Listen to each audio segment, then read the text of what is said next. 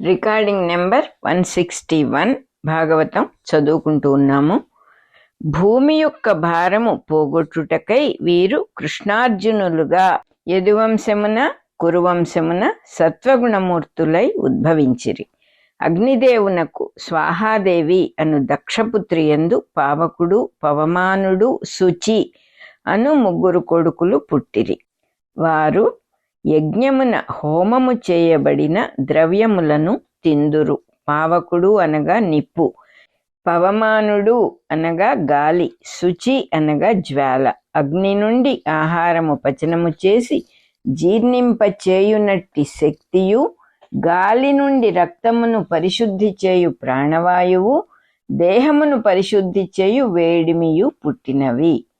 అనగా లోకమున పచనము చేయు అగ్నియు, ప్రాణ పరిశుభ్రము చేయు వాయువు, దేహ పరిశుభ్రము చేయు వెచ్చదనము కలిగినవి. ఈ ముగ్గురి నుండి 45 విధములైన అగ్నులు పుట్టినవి.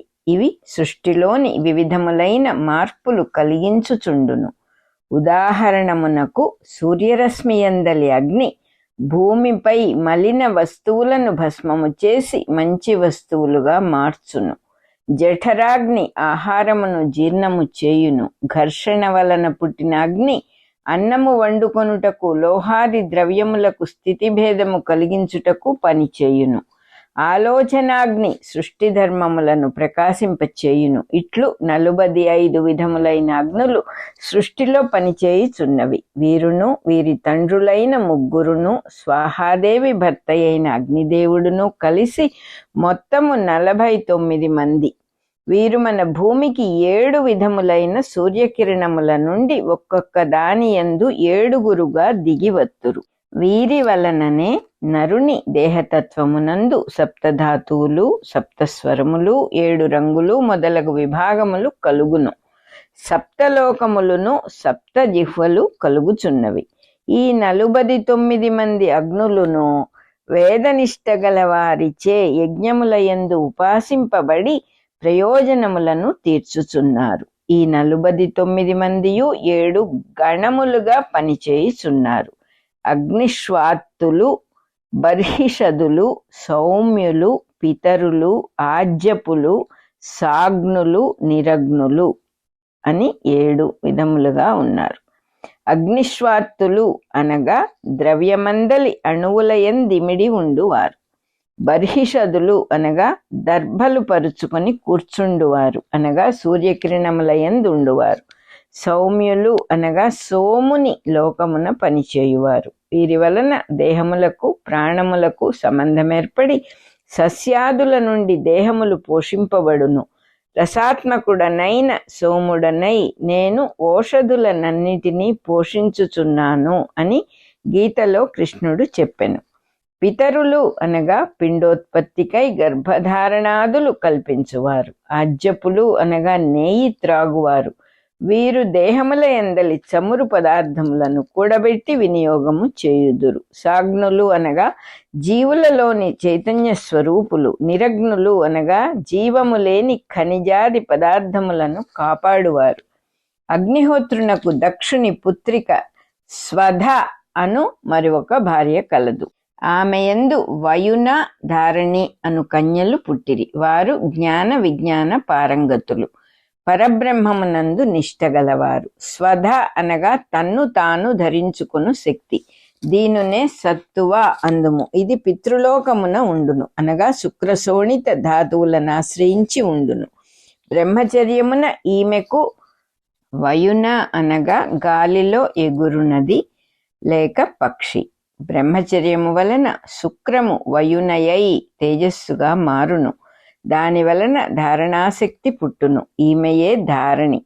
వీరి వలన జ్ఞానము విజ్ఞానము బ్రహ్మనిష్ట కలుగును. సతి అను దక్షపుత్రిక భవుడగు శివుని భార్య. ఆమె భక్తితో భర్తను సేవించినను సంతతి కలుగలేదు. సతి అనగా జగత్తు మొత్తమునకు అస్తిత్వమైన మహాశక్తి. ఈమెకు భగవంతునితో గల సంబంధమున సృష్టి పుట్టదు. ఈమె భర్తకును తండ్రికిని ప్రబల విరోధము సంభవించెను. ప్రజాసర్గమునకును సృష్టికతీతుడైన పరబ్రహ్మమునకును నడుమ లీలార్థమైన విరోధమున్నది. ఆ విరోధము వలన సతీదేవి యోగ మార్గమున శరీరము విడిచెను. పరాప్రకృతి అనబడు మహామాయ భగవంతునితో సంబంధము పెట్టుకొని మాయమైపోవును. ఈ సంఘటనలో యోగ విద్య పుట్టును. మైత్రేయుడు ఇట్లు తెలుపగా విదురుడు ఆపి ప్రశ్నించెను. పుత్రికలయందు ప్రేమగల దక్షుడు తన పుత్రిక అయిన సతీదేవిని అనాదరము చేయుట ఎట్లు జరిగెను? మరియు పరమేశ్వరుడు ఎవ్వరి యందునూ వైరము లేని శాంతమూర్తి కదా, ఆత్మానంద స్వరూపుడు గదా, సత్ప్రవర్తన కలవారిలో శ్రేష్ఠుడు కదా. అట్టి శివునిపై దక్షునకు ద్వేషము కలుగుటకు కారణమేమి? సతీదేవి ప్రాణములు విడిచినదెందులకు? మామకు అల్లునకు ద్వేషము చిత్రముగా ఉన్నది, దీనిని సవిస్తరముగా తెలుపుము అని అడిగిన విదురునితో మైత్రేయుడు ఇట్లనెను. పూర్వము బ్రహ్మాదులందరూ కూడి ఒక సత్రయాగము చేసిరి.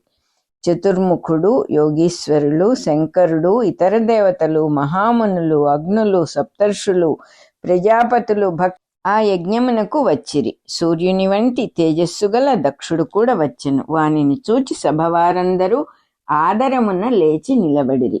బ్రహ్మయు శివుడును నిలబడలేదు. బ్రహ్మ దక్షుని తండ్రి కనుక నిలబడనక్కరలేదు. శివుడు పరమేశ్వరుడు కనుక నిలబడనక్కరలేదు. దక్షుడు బ్రహ్మకు నమస్కరించి మిగిలిన సభ్యులొసగిన పూజలను స్వీకరించి తగిన ఆసనమున కూర్చుండెను. సభ్యులందరూ తన్ను చూచి లేచి నిలబడిరి. శివుడు మాత్రము నిలబడలేదని దక్షుడు కోపించెను. కన్నులు నిప్పులు గ్రక్కుచుండగా వారితో ఇట్లనెను. దేవతలు, మునులు, అగ్నులు, మీరందరూ వృధ చేయక నా మాటలు వినుడు. నేను మాత్సర్యముతో పలుకుటలేదు. పురములను దహించిన ఈ శివుని ప్రవర్తనమును చూడుడు. ఇతడు దిక్పాలకుల కీర్తి చెడగొట్టవచ్చినవాడు. వీనికి ప్రవర్తనము తెలియదు. వీడు ఏ పని లేనివాడు. వీని వలన సజ్జనుల ప్రవర్తనము దూషితమైనది. వీనికి సిగ్గు లేదు. నా పుత్రిక సాధు స్వభావము కలది, సావిత్రీదేవి వంటిది. సమస్త బ్రాహ్మణ జన మధ్యమున నా పుత్రికను ఈ కోతి కన్నులవాడు పాణిగ్రహణము చేసుకొనెను. అయినను నేను ఊరకుంటిని. అట్టి సందర్భమున వీడు నాకు శిష్యుని వలె ప్రవర్తింపవలదా? నేను వచ్చినచో లేచి నిలబడి నమస్కారము చేయకుండిన పోనిండు. నన్ను చూచినప్పుడు నోటి మాట పలికినచో ఏమగును? మాటాడకుండుటకు నోరు పడిపోయెనా? ఇతడెప్పుడునూ యజ్ఞయాగాది సత్కర్మలెగగొట్టి దురాచారుడై మానమర్యాదలు లేక ఒడలు తెలియక చరించును. తన వంటి పిచ్చివారితో కలిసి తిరుగుచుండును. వీనికి దిక్కులే వస్త్రములు, అంతకన్నా గతి లేదు. చుట్టూ ఎప్పుడు భూత ప్రేతాదుల సాంగత్యమే. తమోగుణ ప్రధానులైన ప్రమధుల ముఠాకు నాయకుడు. బూడిద పులుముకొని ఎముకల మాలలు ధరించి తిరుగుచుండును. శుచిభ్రష్టుడు, పిచ్చివారికి అధిపతి, దుష్ట హృదయుడు, భయంకరుడు, వల్లకాటిలో నివసించును. జుట్టు విరియబోసికొని గంతులు పెట్టును. అశుచి అయిన వీనికి శివుడు అని పేరట. ఆ పేరుకే అప్రతిష్ట. ఇతడు అశివుడు. ఇన్ని తెలిసి కూడా వేదములు శూద్రునకిచ్చునట్లు నా పుత్రికను వీనికిచ్చి తిని, అది విధి ప్రేరితము అని ఇట్లు ప్రతికూలములైన వాక్యములు పలికి దక్షుడు వీనిని శపింతును అని చేతిలో జలము నిలిపి రోషమున ఇట్లనెను. ఇతడిక నుండి యజ్ఞ సమయములందు ఇంద్రునితో, విష్ణువుతో కలిసి, దేవతలతో కలిసి హవిర్భాగములను తినరాదు. వీనికి హవిస్సులు దక్కకుండుగాక అని శపించెను. తిట్టిన తిట్లన్నీయు శివుని పరమేశ్వరత్వమునే స్థాపించుచున్నవి. దిక్పాలకుల కీర్తి చెడగొట్టువాడు అనగా దిక్పాలకులున్నను దిక్కులయందు తానే అంతర్యామి. క్రియాశూన్యుడు అనగా కర్మలకు అతీతుడు. సిగ్గులేదనగా మనోవికారములు లేనివాడు.